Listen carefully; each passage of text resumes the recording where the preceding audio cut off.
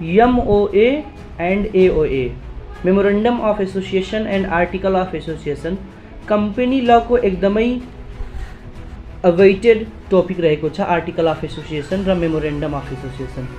Generally memorandum of association के हो त, यो कंपनीको त्यस्तो चार्टेड डकुमेन्ट हो जुन कि एकदमै कम्पलसरी हुन्छ।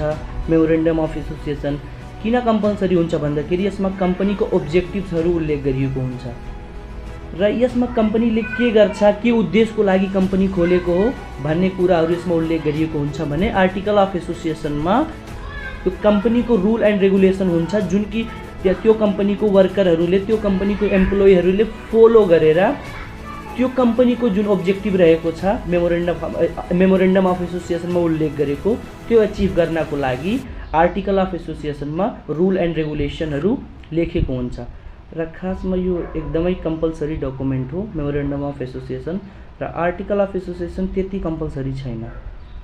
र यसमा मेमोरेन्डम अफ एसोसिएसनमा कंपनीको ऑब्जेक्टिभ उल्लेख गरिएको हुनाले यसलाई अमेन्डमेन्ट गर्न गाह्रो हुन्छ।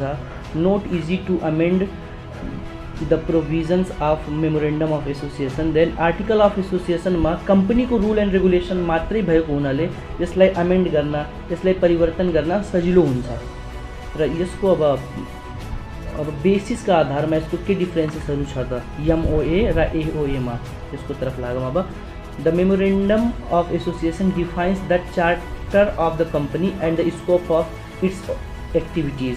कंपनी को एक्टिविटीज को स्कोप र कंपनी को एक्टिविटीज को पछाड़ी को ऑब्जेक्टिव र यो एकदमै चार्टर र कंपलसरी डकुमेन्ट हुन्छ भने article of association defines the rules and regulation of the company. Company को रूल एंड रेगुलेसन डिफाइन गर्छ आर्टिकल अफ एसोसिएसनले र पोजिशन को आधारमा it is the main document of company which is subordinate to the company act. यो company एक्टसँग subordinate हुन्छ र यो कंपनी को मेन डकुमेन्ट हुन्छ भने article of association is subsidiary document of company which is subordinate to both MOA and the company act. यो सबअर्डिनेट हुन्छ मेमोरेन्डम अफ एसोसिएसन को, किनभने memorandum of association supreme document हो। आर्टिकल अफ एसोसिएसन भन्दा supreme भएको हुनाले यो सबअर्डिनेट मेमोरेन्डम अफ एसोसिएसनसँग पनि हुन्छ र कंपनी एक्टसँग पनि हुन्छ।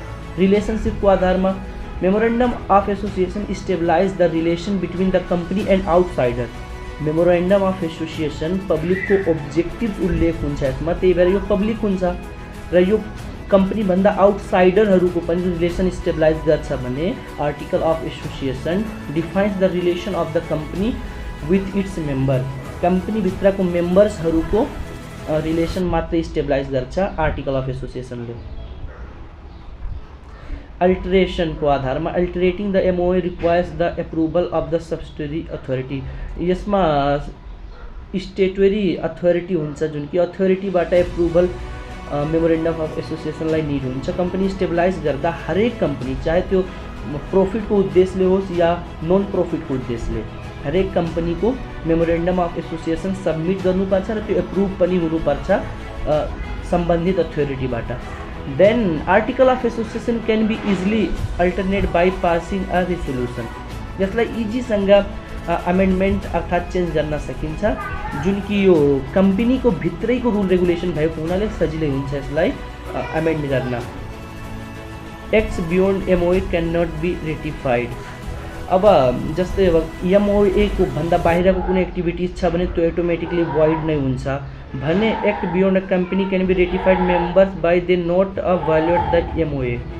अब आर्टिकल अफ एसोसिएसन को कसैले भायोलेसन गर्यो भने त्यस्तो सिचुएसनमा कंपनीकै मेम्बरहरूबाट नोटिफाई गरिन्छ कि यस्तो गर्नु हुँदैन, यो रुल एन्ड रेगुलेसनको खिलाफ छ भने मेमोरेन्डम अफ एसोसिएसनको उल्लङ्घन गर्यो भने त्यसलाई एक्सक्युजेबल मान्न सकिन्न र नेसेसिटीको आधारमा अब मेमोरेन्डम अफ एसोसिएसन यसमा ऑब्जेक्टिव्सहरू हुन्छ, कंपनीको मेन कुरा हुन्छ, त्यही भएर यो एकदमै नेसेसरी हुन्छ।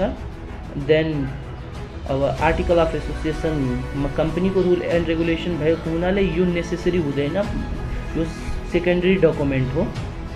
सो यसमा धेरै डिपली डिस्कस गर्नुभन्दा पनि कंपनी एक्ट 2063 को सेक्सन 18 मा मेमोरेन्डम अफ एसोसिएसन छ र सेक्सन 20 मा आर्टिकल अफ एसोसिएसन रहेको छ र यो दुईटै सेक्सनहरू राम्रोसँग पढियो भने यसको कन्सेप्चुअल क्लियरिटी हुन्छ, जुन कि इक्जामको लागि एकदमै हेल्पफुल हुनेछ।